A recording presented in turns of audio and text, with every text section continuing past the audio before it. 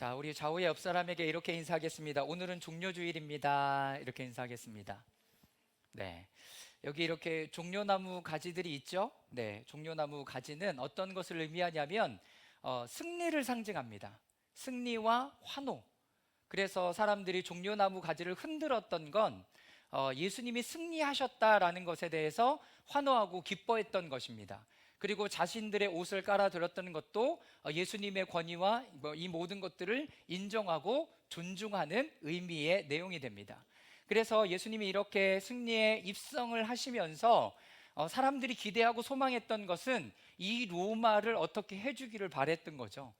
이 로마를 어떻게 해주고 또 로마의 압제에서 우리를 해방시켜줄 예수 그리스도를 기대하고 소망하고 있었던 그런 것에 입성이 됩니다.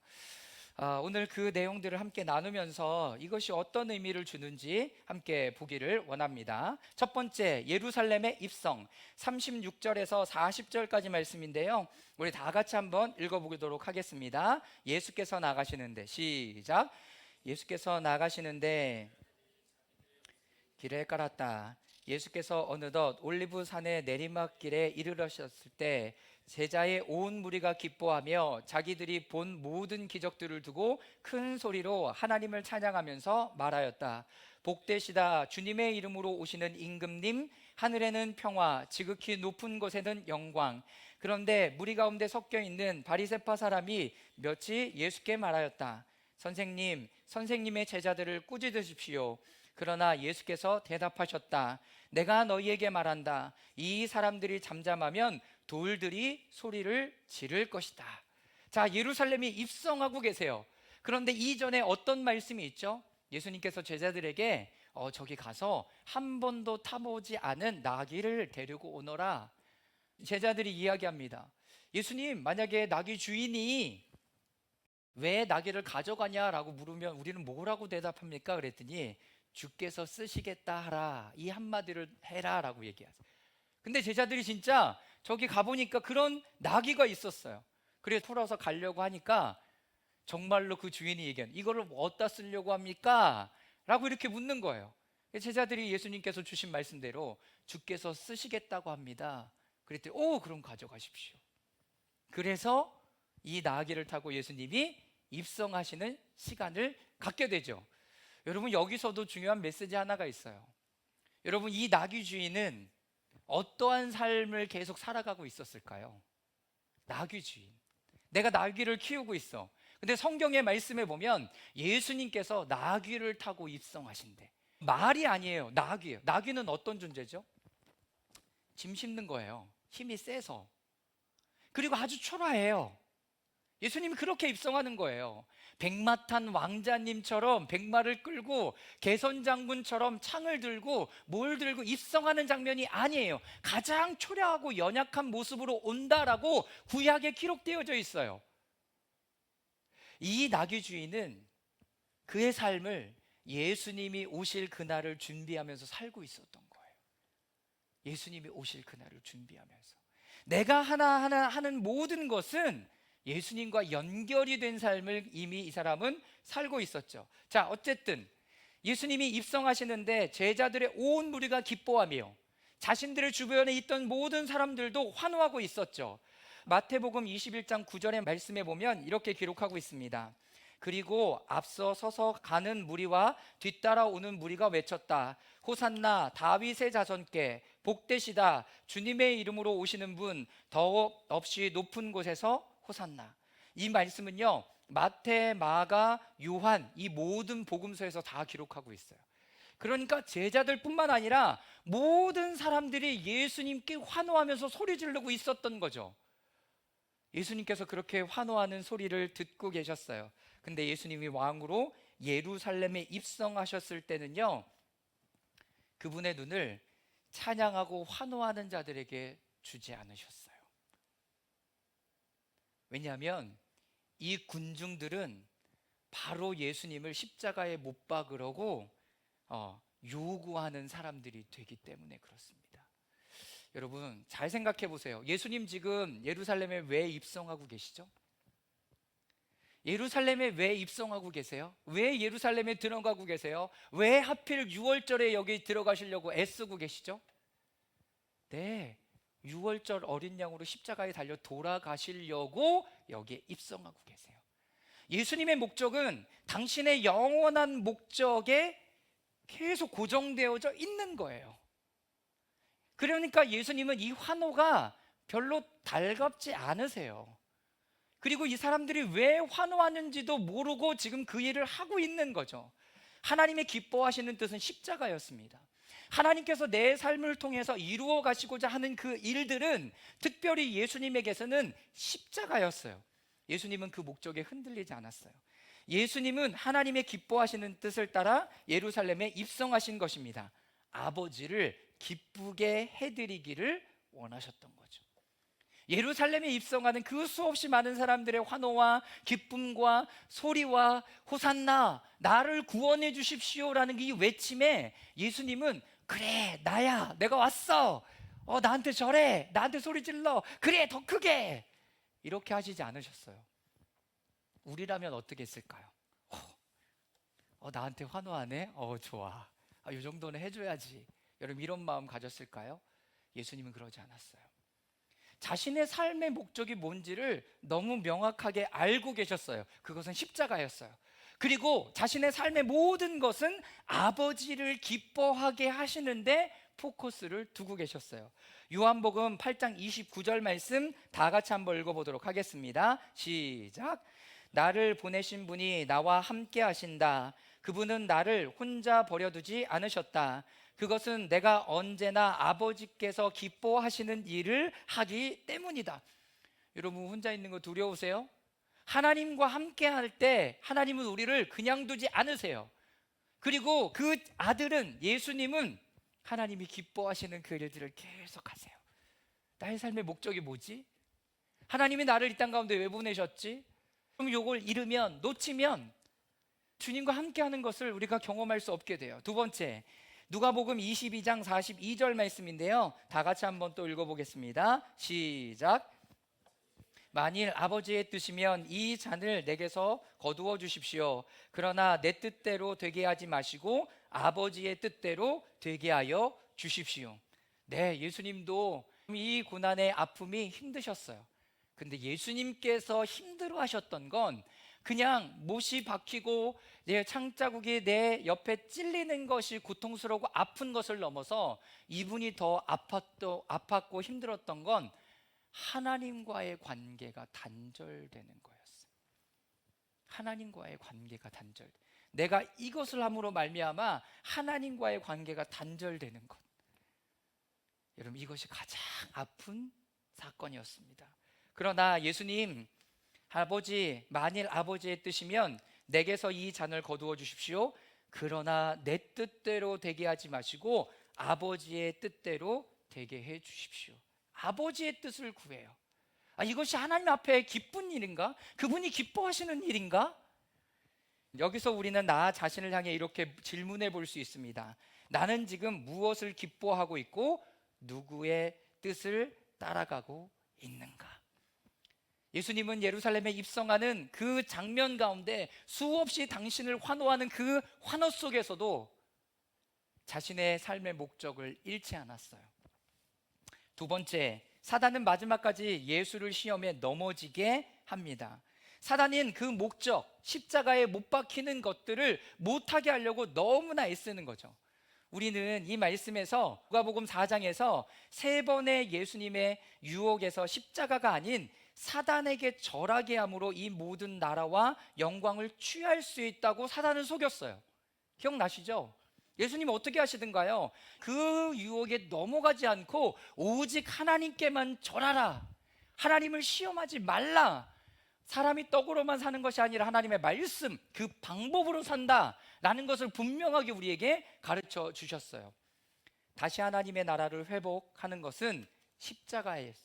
그 방법은 십자가였습니다. 예수님은 그것을 분명히 알고 계셨어요. 여러분, 근데 누가복음 4장 13절 말씀 다 같이 한번 읽어보겠습니다. 시작. 악마는 모든 시험을 끝마치고 물러가서 어느 때가 되기까지 예수에게서 떠나 있었다. 예수에게 떠나 있었어요. 그런데 대박, 완전히 떠난 게 아니었어요. 지금 예루살렘에 입성하실 때 사단이 어디에서 지금 역사하고 일하고 있을까요? 군중들 사이에서 역사하고 일하고 있는 거예요. 군중들 사이에서 역사하고 일하고 있는 거예요. 여러분, 거짓 뉴스들 보셨죠? 환호들, 군중들이 막 환호하는 걸 보면 어떻게 왔어? 어떻게 왔어? 어떻게 왔어? 어떻게 왔어? 다 물으면 몰라. 누가 오라 그랬는데? 잘 모르겠어. 야, 소리 왜 질렀어? 아이, 옆에 사람 질르잖아. 그냥 질러. 여러분, 지금 이거 누가 하고 있는 거예요? 여러분, 사단이 하고 있는 거예요. 사단이 하고 여러분, 이거를 분별하지 못하면 넘어갈 수밖에 없는 거예요. 사단이 이 군중을 통하여 예수님을 본래의 목적으로 나아갈 수 없도록 속이고 유혹하고 환호하고 예수님의 마음을 흔들고 있어요. 사단은 예수께 수치와 고난의 십자가가 아닌 군중들의 환호와 영광을 받아서 자신의 것을 내 것으로 취해. 이거 네 거야. 네가 해서 이렇게 된 거야. 다 가져 라고 말하고 있는 중이에요. 여러분, 우리들에게 들려주는 이 메시지가 어디서 온 것을 분별할 수 있기를 바랍니다. 하나님의 방법은 십자가였어요. 십자가는 우리를 세상의 영광과 그리스도의 영 사이를 분리시켜 주시는 거예요. 그래서 그리스도인들에게 하나 가질 수 있는 표가 뭐예요? 십자가의 표였어요. 십자가의 표. 그래서 십자가를 목걸이로, 귀걸이로 하고 다니는 이유가 뭐예요? 나의 세상과 예수 그리스도의 영을 분별할 수 있는 여러분 키를 가진 것이 십자가라는 거예요. 이 십자가를 기억하지 않으면 우리는 이 환호와 이 수많은 자들의 영광을 다 받고 하나님과는 멀어지는 삶을 살아갈 수밖에 없죠. 자, 시편 96편 10절인데요. 또 다 같이 한번 읽어보도록 하겠습니다. 시작. 모든 나라 가운데서 이르기를 여호와께서 나무에서 다스리시니 세계가 굳게 서고 흔들리지 아니라 그가 만민을 공평하게 심판하시리라 할지로다. 예수님이 어디서 다스리신대요? 나무에서 다스리신대요. 예수님의 방법, 하나님의 방법은 여러분 십자가였어요. 수없이 많은 사람들의 환호와 그 자리에서 나는 주님의 뜻과 마음을 지켜갈 수 있는가? 주님이 우리에게 주신 그 목적에 흔들리지 않을 수 있는가? 우리 대부분은요 이렇게 생각해요. 영적인 삶과 일반적인 삶이 모두 가능하다라고 생각해요. 여러분, 그렇지 않아요. 근데 우리가 균형을 가질 수 있을 거라고 생각하잖아요. 여러분, 그렇지 않아요. 인간이 연약하고 나약한 존재임을 여러분 잊지 마시라는 거예요. 그래서 그리스도인이 된다는 것은 내가 예수님을 믿어서 착하게 되는 게 아니에요, 여러분. 예수님을 믿어서 내가 착하게 되는 게 아니라 내가 그리스도 앞에, 주님 앞에 죄인임을 깨닫고 주님의 십자가가 나에게 필요하다는 것을 알고 주님과 함께 그 길을 걸어가는 사람이 바로 그리스도인이에요. 내가 다 할 수 있을 것 같죠? 균형 잡을 수 있을 것 같죠? 여러분, 못해요. 그래서 나의 마음의 가장 중심에 예수 그리스도를 놓고 가는 거예요. 그래서 여기에 예수 그리스도를 내 삶의 중심으로 놓고 갈 때 내 삶이 정리가 되는 거예요. 주일의 예배를 내 삶의 중심으로 놓고 갈 때 월, 화, 수, 목, 금요일, 토요일의 삶이 정돈이 되는 거예요. 근데 주일이 중심이 되지 않으면, 내 삶의 가장 중심에 자리 잡고 있지 않으면 이 주일이 다른 것으로부터 계속 흔들리게 돼요. 가족여행 간대, 주일 빼고 한번 가지 뭐. 어디 가야 된대, 그러면 뭐 누구 결혼식인데 한번 가주지. 여러분, 그런 삶으로 계속 어떤 날이 주일이 타협하게 되는 거예요. 주일이. 우리의 삶의 중심이 예수님은 십자가였습니다. 아버지 하나님의 깊은 그 뜻이었습니다. 그래서 우리의 삶은 예수 그리스도와 함께하는 삶, 영원한 그 삶을 소망하고 사모하며 갈 수 있어야 되는 거죠. 이것이 거룩한 주간에 우리에게 주시는 중요한 교훈이 됩니다. 두 가지 뭐라고요? 나는 하나님을 기뻐하고 있는가? 이 일을 통해서 하나님이 기뻐하시겠는가? 여러분, 그 일, 그리고 하나님께서 나를 부르신 그 삶의 목적을 놓쳐버리지 않는 것. 놓쳐버리지 않는 여러분 그 삶. 예수님의 예루살렘의 입성은, 종려주일의 입성은 이 두 가지를 우리에게 가르쳐주고 계시는 중입니다. 두 번째, 예루살렘에, 우리의 내면의 예루살렘을 보시고 우시는 예수님. 자, 41절부터 46절까지 여러분들이 한번 읽어주십시오. 시작. 예수께서 예루살렘 가까이에 오셔서 그 도성을 보시고 우시었다. 그리고 이렇게 말씀하셨다. 오늘 너도 평화에 이르게 하는 일을 알았더라면 좋을 테인데 그러나 지금 너는 그 일을 보지 못하는구나. 그 날들이 너에게 닥치리니 너의 원수들이 토성을 쌓고 너를 에워싸고 너를 사면에서 죄어들어서 너와 내 안에 있는 내 자녀들을 짓밟고 내 안에 돌 한 개도 다른 돌 위에 얹혀 있지 못하게 할 것이다. 이것은 하나님께서 너를 찾아오신 때를 내가 알지 못했기 때문이다. 예수께서 성전에 들어가셔서 장사하는 사람들을 내쫓으시며 그들에게 말씀하셨다. 성경에 기록하기를 내 집은 기도하는 집이 될 것이다 하였다. 그런데 너희는 그것을 강도의 소굴로 만들어 버렸다. 첫 번째, 예수님은 오늘 예루살렘, 우리의 내면의 예루살렘에 오시는 겁니다. 이스라엘에 지금 있는 그 예루살렘에 물리적으로 들어가셨죠.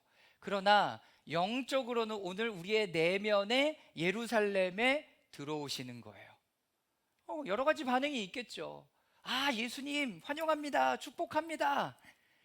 제가 예전에 이렇게 집에서 생활하지 못하는 쉼터 아이들과 예배를 드린 적이 있어요. 애들하고 너무 잘 놀았거든요. 그래서 제가 어느 날 설교하면서 이런 질문을 던졌어요. 예수님이 너의 삶의 일거수일투족을 다 안다고 생각하면 어떻게 하겠느냐.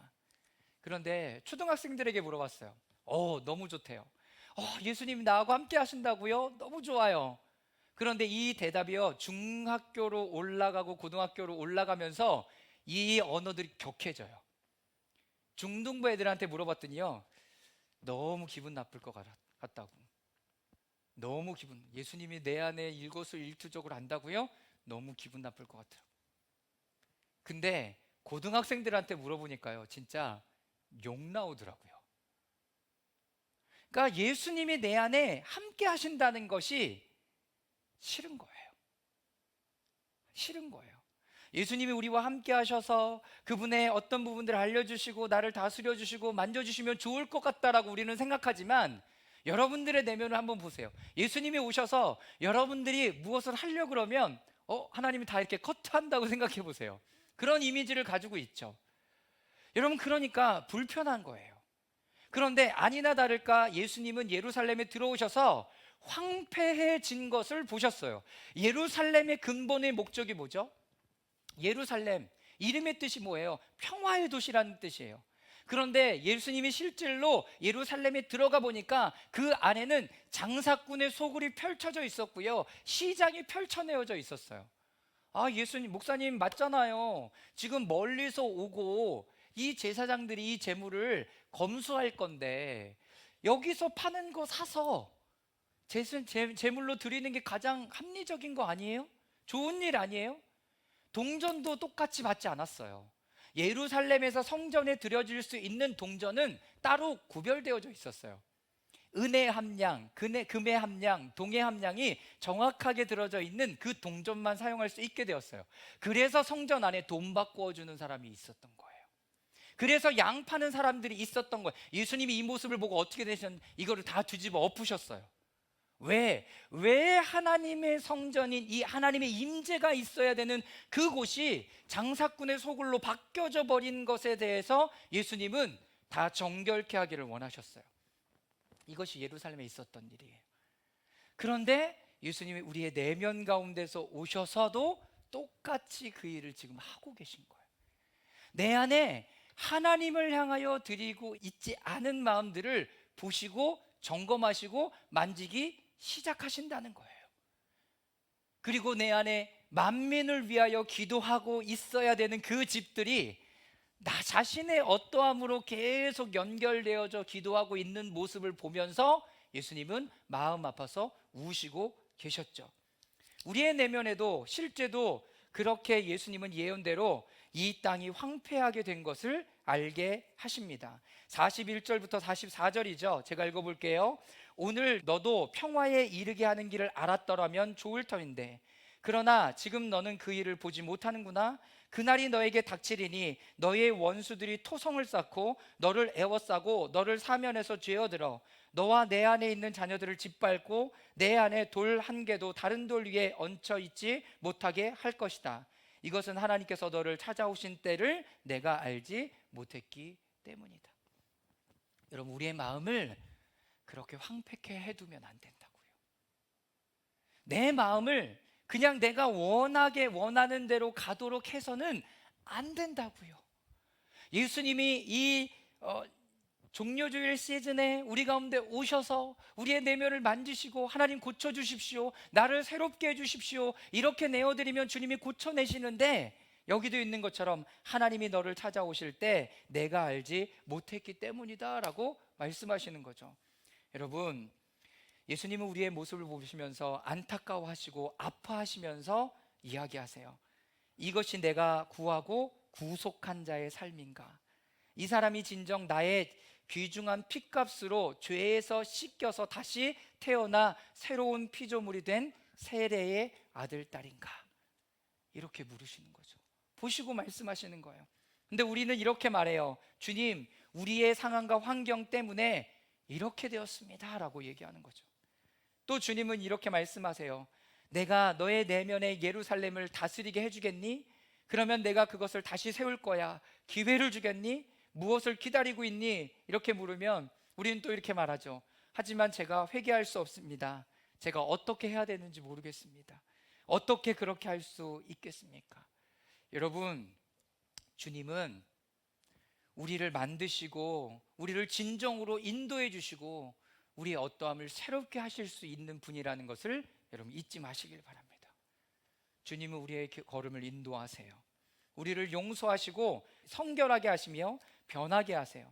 마음에 원하는 사람들을 위해 진정으로 깊은 변화와 변형을 일으키실 수 있으신 분이라는 것을 여러분 믿으시길 바랍니다. 우리의 내면을 깊이 이해하시는 분은 그분밖에 없습니다. 자, 아모스 9장 11절에서 12절인데요 우리 또 다 같이 한번 읽어보겠습니다. 그날이 오면, 시작.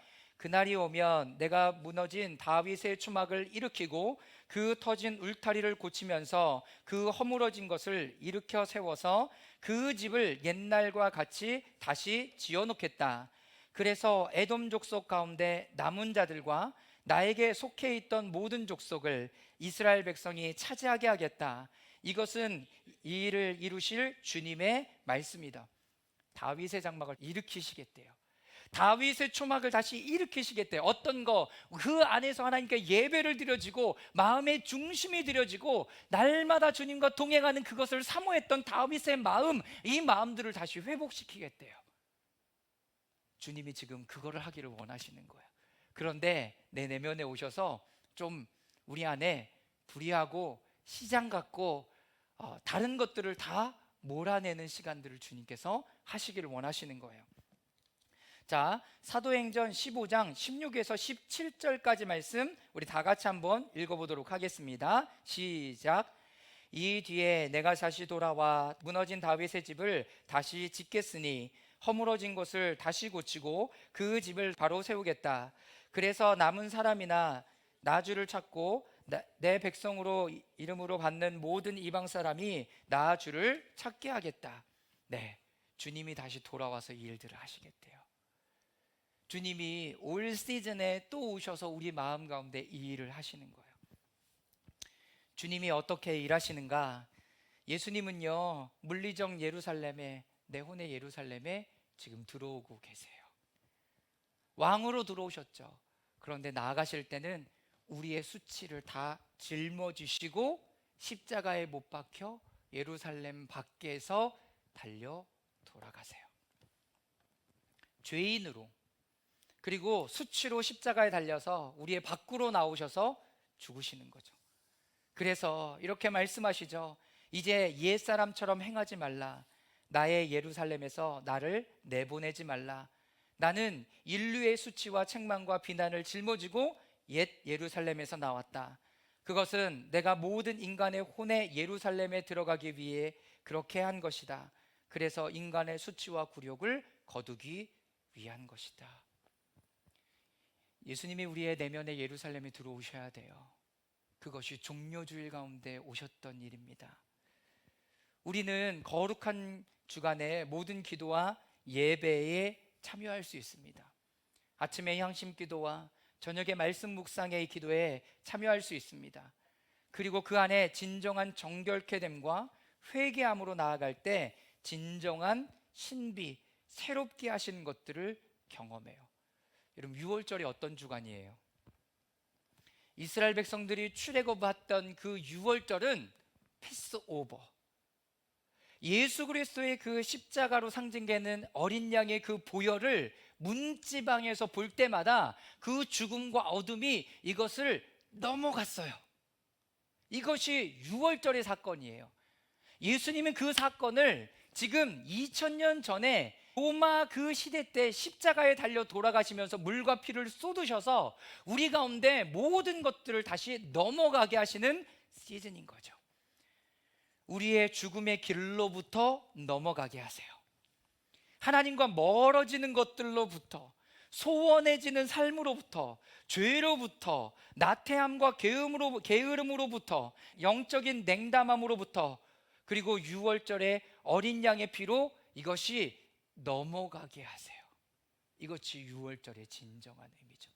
우리의 수치. 그런데 이것을 버릴 마음이 되지 않으면 나는 그거를 싸매고 있을 겁니다. 금오기도의 영적인 삶의 기초에서 보았던 것처럼 부패하고 타락한 우리의 마음의 지향성을 주님께로 향할 때 주님은 우리의 마음에 들어오셔서 깨끗하게 하시고 정결하게 하실 것입니다. 우리가 해야 할 것은 마음의 중심을 주님께 드리면 됩니다. 자, 세 번째, 예수님이 우리의 내면을 진정으로 통치하고 다스릴 수 있게 하는 것은 무엇인가? 세 가지예요. 믿음과 사랑과 겸손이에요. 믿음과 사랑과 겸손. 믿음. 제자들이 무화과 나무가 어떻게 그렇게 빨리 시들었는지 감탄했을 때 예수님이 그들에게 말씀하셨던 것입니다. 이것은 거룩한 주간에 화요일 날 있었던 일이에요. 마태복음 21장 21절에서 22절까지 말씀 다 같이 읽어보겠습니다. 시작.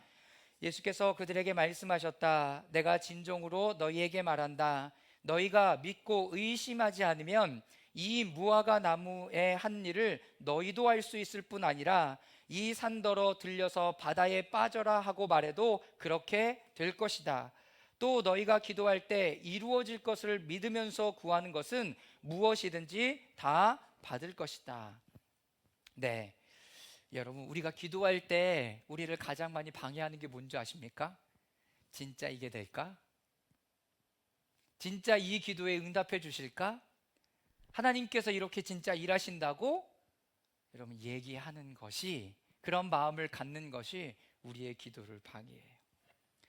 우리가 그 기도를 하게 하시는 것은 우리의 마음의 내면에서부터 이미 소원을 하나님께서 두셨기 때문에 기도하게 하시는 거예요.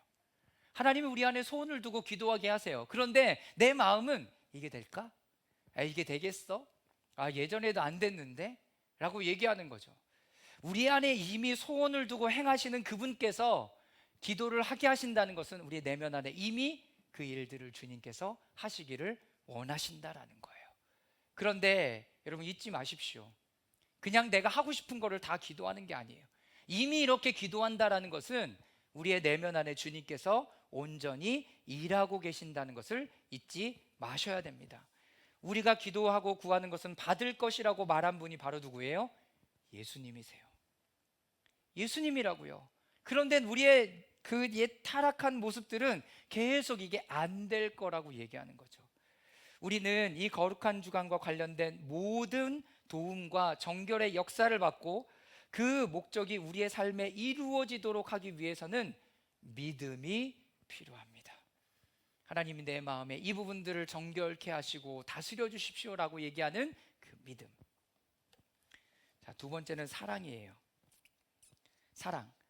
예수님이 우리에게 오실 때 실제로 당신과 함께 사랑을 가져오세요. 사랑. 하지만 우리의 동기들을 명확히 아는 것이 중요합니다. 그분을 구하는데 우리의 동기는 무엇이죠? 우리의 동기, 마음의 1번으로 움직여지는 것은 뭐야? 삼위일체 되시는 하나님의 동기는 사랑이에요. 삼위일체 되시는 그 주님이 예루살렘에 입성하는 동기는 우리를 사랑하시기 때문이에요. 하나님이 이 땅 가운데 예수 그리스도를 보내셔서 십자가에 못 박히게 하시는 것은 우리를 사랑하시기 때문이에요. 예수님이 그렇게 순종하시는 목적은, 이유는 하나님 아버지를 기쁘시게 사랑하기 때문에 그러세요. 여러분, 모든 동기가 사랑이에요. 여러분, 그러면 우리 마음에서 이것을 구하는 그 동기는 무엇인가를 살펴보고 있어야 합니다. 사순절에 우리가 7가지 실천사항 중에 제일 첫 번째로 말씀드렸던 것은 마음의 동기입니다. 내가 그 일을 왜 하고 있지? 왜 하는가? 그리고 그 안에 무엇을 기도하고 있었는가를 하나님 앞에 살펴보는 거죠. 우리는 그분 자체를 찾아야 됩니다. 하나님 자체. 이것을 주시지 않아도 그 하나님을 알고 만나고 아는 것만으로도 충분해야 돼요. 여러분, 그렇지 않으면 아담과 하와 같이 모든 것을 가지고 있지만 사단의 얘기 앞에 하나님과 같이 되고 싶은 이 한 가지 때문에 선악을 알게 하는 나무의 열매를 따먹게 되는 거예요. 여러분, 다 가지고 있어요. 하나님 안에 이미 다 가지고 있는. 그래서 그렇기 때문에 하나님 그분만을 찾아야죠. 여러분, 다른 목적을 위해서 그분을 구해서는 안 되는 거죠. 예수님 믿으면 복 받는데, 예수님 믿으면 일이 잘 된대, 예수님 믿으면 건강해진대. 여러분, 그런데 예수님 믿으면 병이 낫지 않아도 그 안에 하나님의 평강과 은혜를 누려요. 여러분, 이것이 우리에게 진정으로 주시고 싶으신 거예요. 로마서 8장 32절입니다. 다 같이 읽겠습니다. 시작. 자기 아들을 아끼지 않으시고 어찌 그 아들과 함께 모든 것을 우리에게 선물로 거저 주시 않으시겠습니까? 네, 자기 아들을 아끼지 않고 우리에게 주신 분이, 여러분, 나머지 것은 다 말할 수 없죠. 다 주시는 거예요. 다. 여러분, 그분이 우리 하나님이세요. 우리를 사랑하시는 하나님. 히브리서 9장 11절입니다. 시작. 그러나 그리스도께서는 이미 일어난 좋은 일을 주관하시는 대제사장으로 오셔서 손으로 만들지 않는 장막, 다시 말하면 이 피조물에 속하지 않는 더 크고 완전한 장막을 통하여, 네, 예수님은 이미 일어난 좋은 일을 주관하시는 대제사장으로 오셨대요. 우리에게 이미 주신 건 뭐예요? 여러분, 이것은 관점이 바뀌어야 보이는 거예요. 관점이 바뀌어야 보이는 거예요. 그분 자체를 찾고 구해야 함을 잊지 말아야 합니다. 그분과 함께라면 나머지 모든 것을 찾게 될 것. 나 하나님 사랑해요? 여러분, 하나님 사랑해요? 여러분, 그 사랑을 물으시는 거예요. 제가 여러분들에게 요즘 가장 많이 하는 얘기가 재밌다는 얘기 많이 하잖아요. 기쁘다고, 재밌다고, 즐겁다고, 이런 얘기 많이 하잖아요. 제가 지난 목요일에 한 그룹하고 이렇게 관상적 기도하면서 말씀 안에 머물고 있는데 하나님이 저에게 물으시는 거예요. 대근아, 재밌어? 이렇게 물으시는 거예요. 나 재밌는데? 그래서 저 재밌어요. 그리고 또 물으셔. 재밌어? 네, 재밌어. 너무 재밌어요. 뭐가 재밌어? 하나님 알아가는 게 너무 재밌어요. 그것만으로도 다 충분하거든요. 여러분, 그런데 하나님과 함께하고 있는 것이 기쁘고 재밌잖아요. 다른 것들이 별로 재밌지 않아요. 그런데 그거 각오해야 돼요. 여러분, 하나님과 함께하는 그 삶이 즐겁고 기쁘고 행복하다면 다른 것들이 내 안에 풍족하지 않을 수 있어요. 풍족하지 않을 수 있어요. 돈이 많이 없는 거? 여러분, 그게 나에게 풍족하지 않을 수 있어요. 그런데 여러분들의 가치를 어디다 둘 거냐는 거예요. 돈 많이 벌고 싶으면 그냥 돈 많이 벌면 돼요. 서두에도 말씀드렸지만 이것이 가치 가지지 않아요. 가치 가지지 않아요. 그렇기 때문에 내가 하나님 한 분만으로도 기뻐하고 즐거워하고 행복하면 나머지 부분들은 다 줄여야 되는 거예요. 다 줄여야 되는 거예요. 500만 원 쓰던 사람이 예수님 믿고 이 500만 원을 다 쓸 수 있는 줄 아세요? 여러분 그렇게 못해요. 선교사님들이요, 왜 그 삶을 선택해서 그렇게 캄보디아나 네팔이나 여러분 몽골이나 이런 데로 가는 줄 아십니까? 그 사람들을 사는 삶은요, 한국에 있을 때처럼 차 2대씩 굴리고 넓은 집 사고 에어컨 빵빵 틀어가면서 살지 못해요. 저하고 친했던 캄보디아 선교사님도 집에 에어컨이 없는 거야. 야, 에어컨이 없는 거예요. 그래서 막 땀 삐질삐질하고 막 그러고 있는데 자기는 어느 순간 사라졌다 다시 오는 거야. 그래서 내가 어디 가요? 그랬더니 쉿! 목사님만 따라오세요. 그리고 자기 서재로 들어가는 거야. 아, 거기에만 에어컨이 있네. 거기에만 에어컨이 있네. 여러분 한 집에 에어컨 안방, 거실, 건너방, 주방 어디 다 놓고 못 살아요. 그걸 감수하면서 그 일들을 하는 거예요. 여러분 그게 하나님이 나에게 맡겨주신 삶이면 하나님과 함께하는 것으로 충분해서 그 여정을 가는 거예요. 사랑하는 여러분, 여러분 정말 하나님 사랑하십니까? 하나님이 오실 때 그분의 사랑을 같이 갖고 오세요. 그분의 사랑으로 이 모든 것들이 상쇄되고도 남을 만큼의 그 사랑을 우리 가운데 부어주신다는 거예요. 여러분 그걸로 충분한 거예요. 충분한 거예요. 여러분 하나님이 우리 가운데 그렇게 일해 주십니다. 다른 것을 구하는 게 아니라 그분 자체를 찾고 구하는 것, 그 안에 기쁨과 만족을 누리기 시작하면 다른 것들이 별로 중요하지 않게 돼요. 세 번째, 겸손. 주님의 보좌는 겸손과 온유의 보좌입니다. 주님의 보좌는 겸손과 온유의 보좌. 주님께서 앉으시는 그 보좌는 겸손과 온유함으로 나아가라고 얘기하는 보좌가 돼요. 자, 시편 89편 14절인데요. 함께 읽겠습니다. 시작. 정의와 공정이 주님의 보좌를 받들고 사랑과 신실이 주님을 시중들어 앞장서 갑니다. 네, 겸손한 삶. 우리에게 이 시간들을 보내게 하는 것은 겸손한 삶이에요. 주님이 우리 안에서 그렇게 일하세요. 나의 마음의 겸손함. 그래서 예수님이 물으시잖아요. 내가 너의 마음에 들어가도 되겠니? 너를 위해서 기도해 줘도 되겠니? 미국 가서 예배를 드려보니까 어떤 사람이 톡톡 어깨를 치면서 내가 당신을 위해서 기도해 줘도 되겠습니까? 한국은 그런 게 어딨어. 그냥 아무나 이렇게 머리를 뒤밀면 막 꾹꾹 눌러가면서 기도해 주는 거죠. 내가 당신을 위해서 기도해 줘도 되겠습니까? 하나님이 이런 마음을 주시는데 내가 당신을 위해서 기도해 줘도 되겠습니까? 하나님이 우리에게 이렇게 찾아오신다고요. 내 마음이 그걸 원하지도 않는데 마음을 해집고 막 찢고 박살내서 우리 가운데 들어오셔서 내 마음을 다스리고 싶어 하시는 하나님이 아니라는 거예요. 겸손한 마음으로 주님께서도 찾아오시고 내 안에서도 주님께 겸손한 마음으로 반응해 주시고 함께 하나님의 마음을 알아서 나아갈 수 있도록 그 사람의 자아가 지배하려고 계속 올라오려고 할 때 예수님은 우리의 마음의 보좌를 떠나십니다. 마음의 보좌에 앉으세요. 그래, 주님 이 자리에 와서 다스려 주십시오. 그런데 자꾸 내가 하려고 이렇게 하니까 예수님이 그걸 아시고 예수님이 싹 떠나세요. 그래서 알티 켄달이라는 목사님은 성령님을요, 비둘기, 도브는 뭐죠?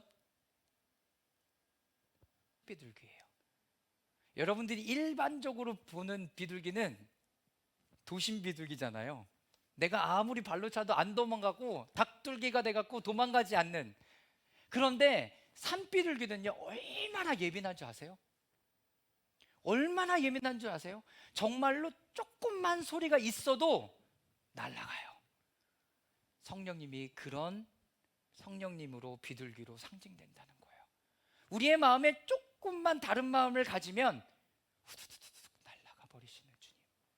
우리의 마음을 겸손함으로, 그 사랑의 마음으로, 그 믿음으로 여러분 갖고 있지 않으면 내 자아가 튀어나올 때마다 주님이 내 안에 계신 것 같은데 어느 순간 보니까 안 계신, 어느 순간 보니까 내가 나 혼자 하고 있는 것을 여러분 발견하게 되실 거예요.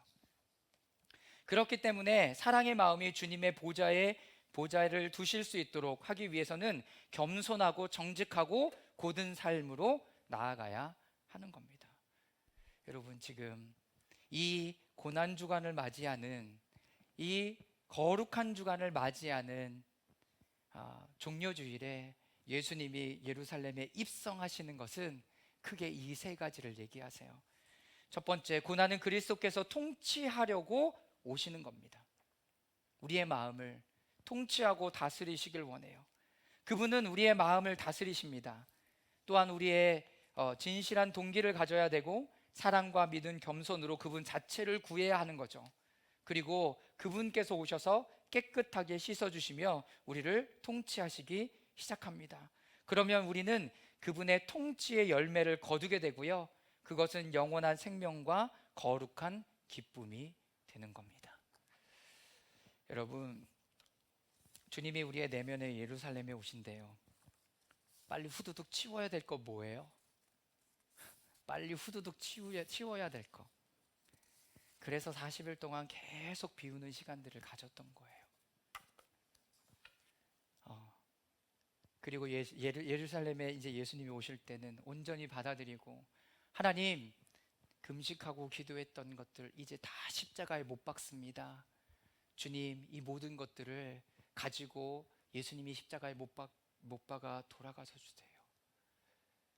예수님이 우리 가운데 오셔서 우리를 슬퍼하시고 아프게 했던 모든 것들을 올해 주님께 올려드리고 또 기쁨으로 부활절을 맞이할 수 있기를 바랍니다. 여러분, 다음 주 이제 돌아오는 금요일 날 오실 때는요, 여러분들이 금식했던 부분들을 잘 정리해서 오세요. 그것을 십자가에 못 박는 시간들을 갖도록 하겠습니다. 예수님이 그 부분들을 다스리기를 원하시는 거예요. 그리고 그 부분들이 40일 전에 있었다면, 또 확장된 부분들이 있었다면 그 모든 부분들을 여러분 주님 앞에 올려드리고 오세요. 그리고 그것을 메모해서 가지고 오십시오. 그리고 주님 앞에 올려드리고, 또 성금요일에 예수님이 십자가에 못 박혀 돌아가실 때 그 말씀을 기억하며 우리를 새롭게 하시는 그 주님 앞에 정결함으로, 정직함으로, 기쁨으로 나아갈 수 있는 시간이 될 수 있기를 기도하겠습니다. 우리 잠시 침묵 가운데 기도하겠습니다. 예수님이 오늘 우리 가운데 오셔서 여러분 어떤 일을 하기를 원하십니까? 나의 삶의 목적은 뭐였죠, 여러분? 하나님을 기쁘게 하고 있습니까? 예수님이 내 안에 오셔서 만지고 정리하시고 치유하게 하실 것은 무엇입니까? 예수님이 우리 안에 오셔서 그 일을 지금 하시길 원합니다. 우리 침묵 가운데 기도하겠습니다.